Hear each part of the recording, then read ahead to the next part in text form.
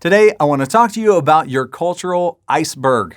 Now, when we look at organizational culture, you've probably heard us talk about that a lot because we think it's important. If you've seen other non-ESLs, you know we've talked about the cultural pyramid. And like the cultural iceberg, it walks through what is visible and what is invisible in your church's culture.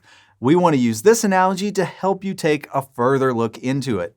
When we look at the cultural iceberg, we have to understand that only 10% of an iceberg is actually visible. It's what lies above the surface. And in a church setting, it's the things that people can see.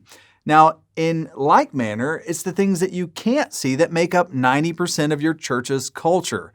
These things are harder to see. So up top, the things easy to see are your logo, your vision, the taglines of the church. It's the things that you put at the top of a newsletter or plastered across a t-shirt.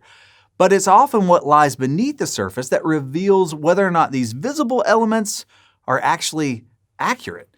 The hard to see things like people's assumptions, the church's values, the measurements, the communications, the things we celebrate, all these things help make up whether or not we actually support what we state as our vision. It really tells us, do these visible things line up with the invisible? Ultimately, if we want to impact our church's culture, what's written on the walls must also be lived out in the halls in the way that we interact with one another. The more you can close the gap between what is visible and invisible, the more accurate your culture will reflect the vision of your church. Now that you better understand the cultural iceberg, what are you going to do about it?